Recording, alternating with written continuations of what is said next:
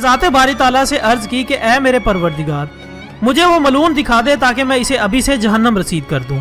जवाब मिला, बहुत जल्द तू इसे देख लेगा। मोहतरम नाजरीन, ये जहन में रखें कि इबलीस का इस वाक़े तक नाम अज़ाज़ील है। इबलीस इस वाक़े के बाद बहुत अरसा तक शशो पंज में रहा कि कौन ऐसा हो सकता है। कभी इसे ख्याल आता है कि शायद ऐसा मैं ही हूँ, अगर मैं हुआ तो क्या होगा। इस ख्याल से इबलीस ने फरिश्तों को अपना हम ख्याल बनाने की कोशिश की, मगर उन्होंने इनकार कर दिया। अब इबलीस के साथ एक अजीब मामला शुरू हो गया। जब यह सजदे से सर उठाता तो सजदे वाली जगह पर लानतुल्लाहि अलल इबलीस लिखा हुआ नजर आता, मगर वो इस बात से बेखबर था कि वो अपने ऊपर ही लानत भेज रहा है। ये वो दौर है जब ज़ाते बारी ताला ने फरिश्तों से अपने नाइब का जिक्र फरमाया। फरिश्तों ने अर्ज की कि ज़ाते बारी ताला वो जमीन में फसाद फैलाएगा, मगर अल्लाह रब्बुल इज्जत ने फरमाया कि जो मैं जानता हूँ वो तुम नहीं जानते। इबलीस ने एक मरतबा फिर इस ख्याल से फरिश्तों को हमनवा बनाने की कोशिश की कि अगर मैंने बगावत की तो कोई ना कोई हमनवा हम ख्याल जरूर होना चाहिए, मगर तमाम फरिश्तों ने एक जुबान होकर कहा कि वो हुक्म इलाही के सामने ऐसा करने की जुर्रत नहीं रखते। इबलीस इस जवाब से बहुत मगमूम हुआ, मगर मशीयत रब्बी थी। इबलीस की इस हरकत के बावजूद कोई नोटिस नहीं लिया गया। मामलात इसी तरह चलते रहे। अब वक्त आया तख्लीक आदम का। तख्लीक आदम पर बात करेंगे और साथ साथ इस लईन पर भी गुफ्तगू करेंगे कि किस वजह से इसे धुतकार कर दरबारे इलाही से दोबारा जमीन पर फेंका गया, और वो न सिर्फ नस्ल आदम का दुश्मन बना बल्कि अल्लाह को चैलेंज किया कि मैं तेरे बंदों को भटकाऊंगा। लेकिन ये वीडियो शुरू करने से पहले मेरी आपसे गुजारिश है कि इस वीडियो को देखने से पहले आप इसका पहला हिस्सा लाजमी देखें, जिसका लिंक आपको इस वीडियो की डिस्क्रिप्शन में मिल जाएगा। तो नाज़रीन इकराम, कुरान मजीद फुरकान हमीद सूरत बकरा आयत 30 ता 35 में इरशाद बारी ताला है, और जब आपके रब ने फरिश्तों से कहा कि मैं जमीन में एक खलीफा बनाने वाला हूँ, तो वो कहने लगे, क्या तू इसे खलीफा बनाएगा जो जमीन में फसाद मचाएगा और खून बहाएगा, जबकि हम तेरी हम्दो सना के साथ तस्बीह और तकदीस भी कर रहे हैं। अल्लाह ने इन्हें जवाब दिया कि जो कुछ मैं जानता हूँ वो तुम नहीं जानते। इसके बाद अल्लाह ताला ने आदम को तमाम अशिया के नाम और सिफात सिखा दिए।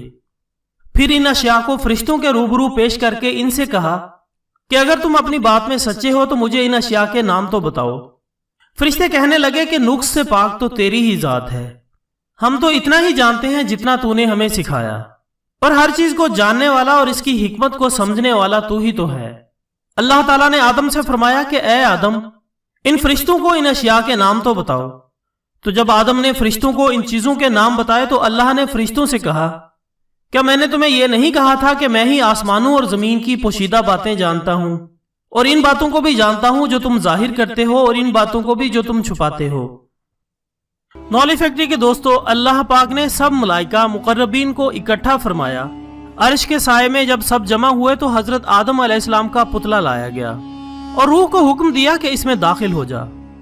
पुतले ने जैसे ही आंखें खोली तो बाज रिवायत के मुताबिक आंखें खोलते ही हजरत आदम अलैहिस्सलाम को छींक आई थी, तो उन्होंने कहा था शुक्र अल्हम्दुलिल्लाहि रब्बिल आलमीन। इसके बाद हजरत आदम अलैहिस्सलाम की नजर अर्श के माथे पर पड़ी तो इन्हें वहां ला इलाहा इल्लल्लाहु मुहम्मदुर रसूलुल्लाह लिखा नजर आया।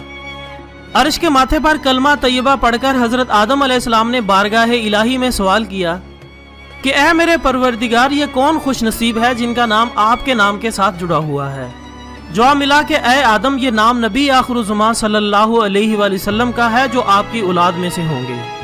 नाज़रीन इकराम, इसके बाद वो वक्त आया जिसने इबादत गुजार जाहिदो आबिद अज़ाज़ील को इबलीस बना दिया। कुरान मजीद फुरकान हमीद सूरत बकरा आयत 36 में इरशाद होता है, और जब हमने हुक्म दिया फरिश्तों को कि सजदा करो आदम को, तो सब सजदे में गिर पड़े, मगर शैतान ने इसे ना माना और तकब्बुर किया और काफरों में हो गया। दोस्तों, बाज रिवायत के मुताबिक पहले मुकर्रब फरिश्तों ने बारी बारी सजदा किया था। सबसे पहले जिब्राइल, फिर मीकाईल, फिर इसराफील और फिर इजराइल ने अल्लाह के हुक्म की तामील की। फिर सब मलाइका, सब फरिश्तों ने हजरत आदम अलैहिस्सलाम को सजदा किया। इबलीस ने सजदा नहीं किया और खड़ा रहा। बारगाह इलाही से सवाल हुआ कि ए इबलीस, सजदा क्यों नहीं किया।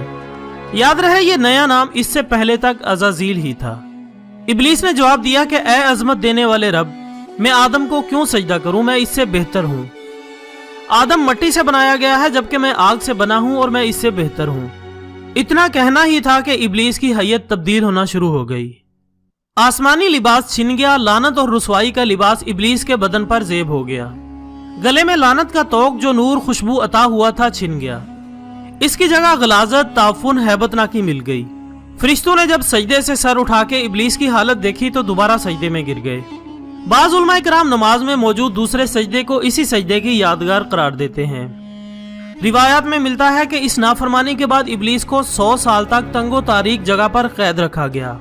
जब कैद तन्हाई से 100 साल बाद बाहर निकाला गया तो इसकी शक्ल बुरी तरह मसख हो चुकी थी। सबसे पहले तमाम मुकर्रब फरिश्तों ने इब्लीस पर लानत की, फिर बाकी सब फरिश्तों, कुल मलाइका सब ने इब्लीस पर लानत भेजी। इब्लीस अपनी जिद पर डटा रहा कि मैं आदम से बेहतर हूँ। ऐ अल्लाह, आपने मेरे मुकद्दर में ये सब लिख दिया था, मैंने ऐसे करना था। जवाब में इरशाद होता रहा, नहीं इब्लीस, तेरी खता है, ये तुम्हारी गलती है कि तुमने हमारे हुक्म से रूगर्दानी की। इसके बाद इब्लीस ने बारगाह इलाही में अर्ज की कि अगर मैं रांदा दरगाह ही ठहरा हूँ तो मेरी ये ख्वाहिशें पूरी की जाएं। बाज़ उलमा किराम के नज़दीक इब्लीस ने अपनी इबादत के सिले में ये ख्वाहिशें की थी और अल्लाह ताला से कहा था कि आपका वादा है कि नेकों को अजर जरूर देंगे, मैं ये अजर दुनिया में ही चाहता हूँ।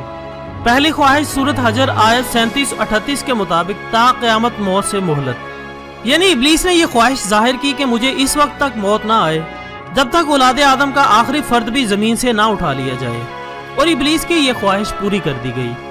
इसके बाद इब्लीस ने दूसरी ख्वाहिश की कि मुझे ताकत दे कि मैं तेरे बंदों को राह हक से भटकाऊं, बहकाऊं।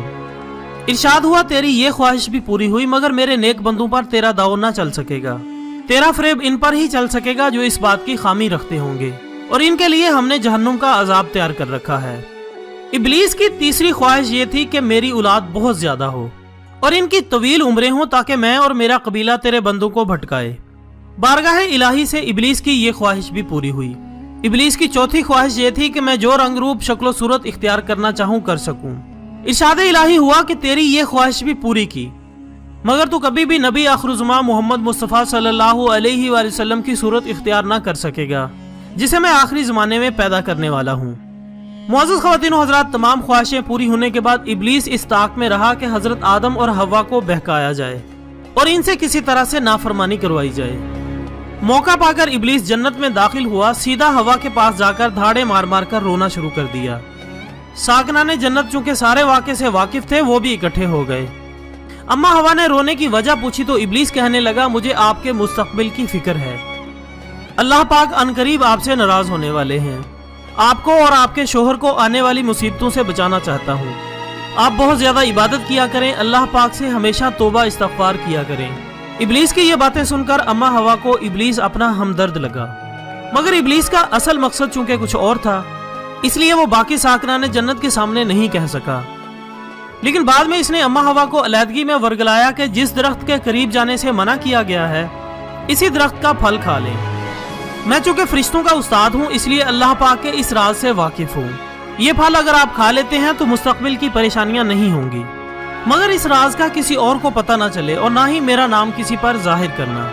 यूं अम्मा हवा ने वो फल जो कि गंदम या जौ था खा लिया। कई मुअर्रिख ये भी लिखते हैं कि हजरत हव्वा ने आधा खाया और आधा हजरत आदम अलैहिस्सलाम के लिए बचा के रख लिया।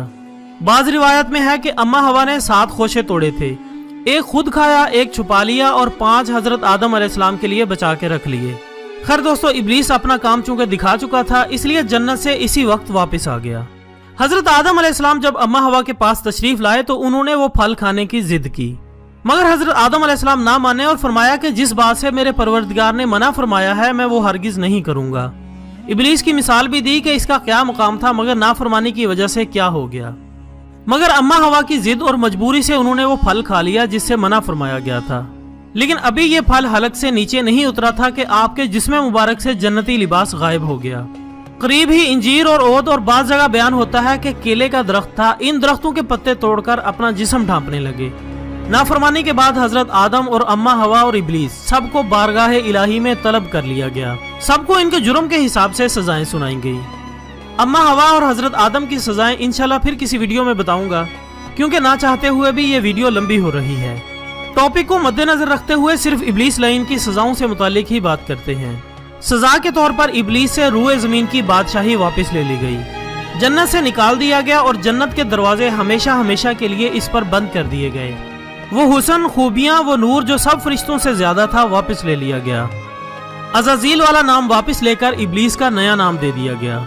आइंदा की कौम शयातीन अरवाह खबीसा अशकिया की पेशवाई का बदनुमा दाग लगा दिया गया और क़यामत तक लानत का हकदार करार पाया। मग़फ़िरत के दरवाजे हमेशा हमेशा के लिए बंद कर दिए गए।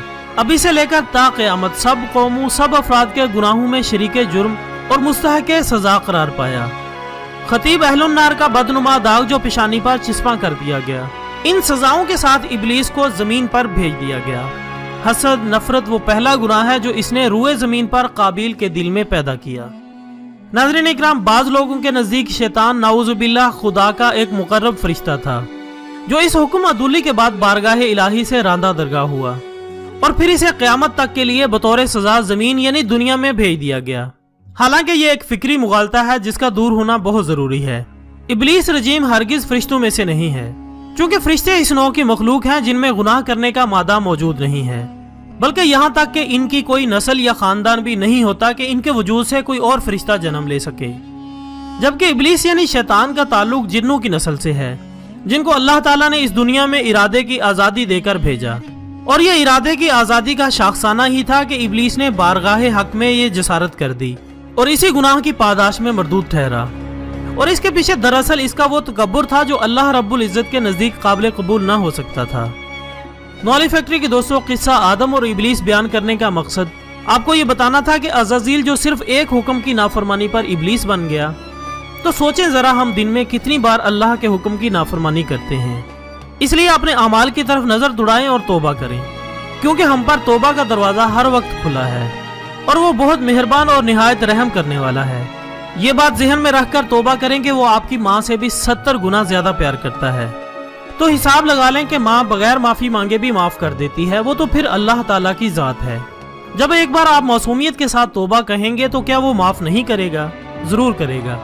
और मेरी अल्लाह ताला से दुआ है कि अगर इस वीडियो और साबका वीडियोस में जाने अनजाने में जो गलतियां हुई हों तो मुझे माफ फरमा और मेरे इल्म में इजाफा फरमा।